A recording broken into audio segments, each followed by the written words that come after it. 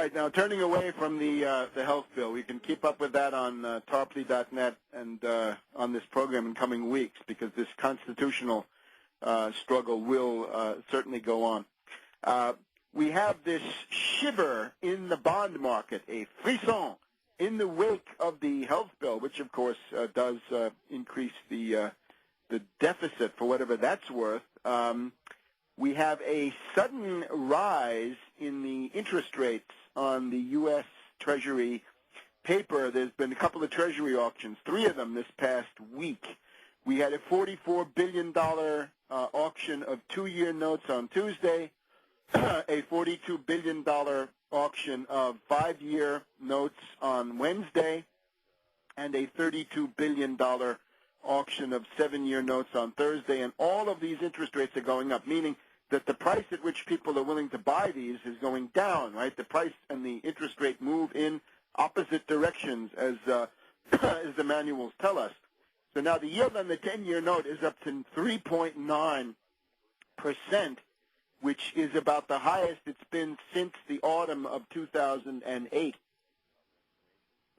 So we've got now a situation where the Greek fear, the fear that we had seen in Greece, Spain, Ireland, Italy, the vulnerable flank, Mediterranean flank, if you will, of the euro, this is now spreading. And, of course, we got to look for the hedge funds. We've got to look for Soros. We've got to look for Goldman Sachs, Bank of America. All those companies that you bailed out are now speculating against U.S. government paper. It is a speculative attack or bear raid, economic warfare against the United States government by this gang of international hedge fund hyenas and pirates, bandits, and thieves. So don't worry about Moody's and Standard & Poor's. Moody's and Standard & Poor's should be in jail based on their criminal, corrupt practices exposed in 2008 when all those stocks and bonds that they said were wonderful investment-grade securities turned out to be derivatives-based junk. Now, we're going to have a situation where either the U.S. government will wrap up, roll up, shut down Soros, Goldman Sachs, Moody's, Standard & Poor's, or Moody's, Standard & Poor's, Goldman Sachs, and Soros will drive the U.S. government into bankruptcy. So you choose. Which side are you on in that one? Don't tell me anti-government. Take a stand against Wall Street, because that's the heart of the problem. Now, let's try to run through some foreign policy stuff quickly. We have this big flap between Obama and Netanyahu, a very acrimonious meeting at the White House, right? Obama making him cool his heels there for a couple of hours, a meeting, and then Obama saying, I'm walking out of this meeting now. Call me if you have anything new. The basic demand is that Obama says to Netanyahu, you should stop these settlements being built in the occupied territories. Now, in terms of the legal situation, it's clear. The settlements being built in the occupied territories seized, attributed by most of the international consensus to a future Palestinian state, are illegal. That part is clear. It's also clear now that we've got this diplomatic row, acrimonious situation between Obama and Netanyahu also personally. We had Hillary go to AIPAC, where she demanded sanctions against Iran that would bite. So she's kowtowing to AIPAC. The U.S., however, in practice has weakened the demand on the Iranian sanctions because otherwise they won't get it through. The Russians and Chinese will not support any measures against Iranian shipping on the high seas, nor will they support a blockade of commercial aviation. So those have been dropped. Now, what's going on here? On one level, it's clear the U.S. wants to assemble a Sunni Arab bloc against Iran, starting with Saudi Arabia, including the Gulf Cooperation Council, right, the various Emirates, Kuwait, Abu Dhabi, Dubai, Qatar, the Yemen, the Sultan Qaboos down there in the bottom of the Gulf. Anyway, this collection, if they could add Jordan, if they could add Egypt, if they could add Syria. Remember back in the the days of the Iraq Study Group in 2006, the James Baker Lee Hamilton Group. They essentially said, let's try to peel off Syria. James Baker said, I can get you Syria anytime you want. I've done it. I got them into the coalition in the first Gulf War.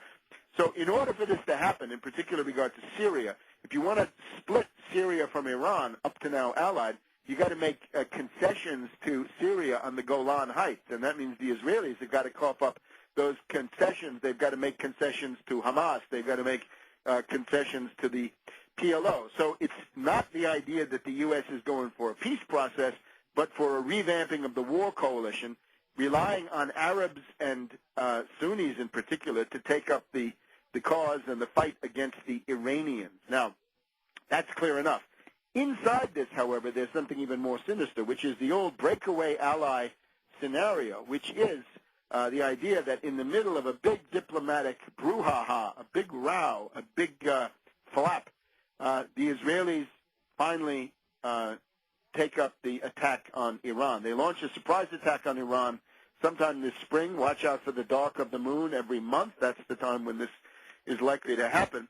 And the U.S. at that point says, well, we have not been involved.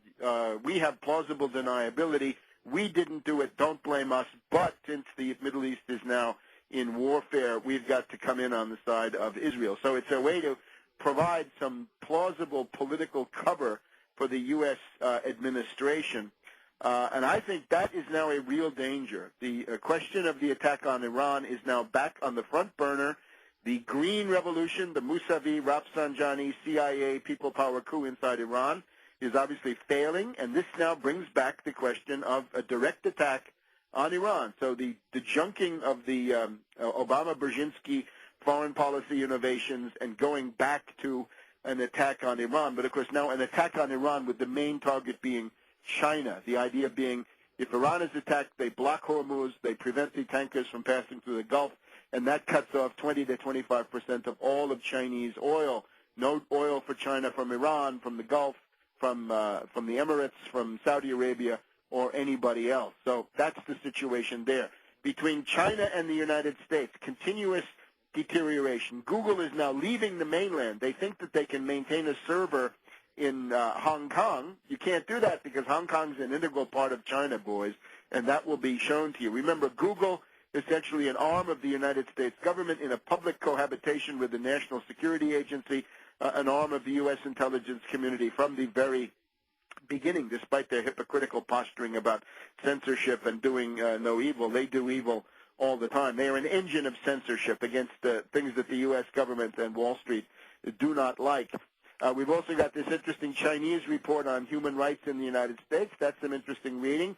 And we are on track towards April 15th, the Ides of April, which is when it is likely that the U.S. Treasury will label China as a currency manipulator, simply because China wants to have a fixed parity, or more or less fixed parity. They're piloting a peg of the Chinese RMB, renminbi, yuan, with the U.S. dollar. In this context, we have the interesting remarks of Commerce Minister Chen, who says if there's a trade war between the United States and China, the U.S. will lose. The U.S. will be hurt very badly. True. Certainly in the case of a trade war, both sides would suffer grievous grievous losses. So I would say that's fine, and indeed we welcome the increased assertiveness and plain speaking of China in this regard. I do have a couple of bones to pick with Chen, which I'll get back to here in our last segment on World Crisis Radio.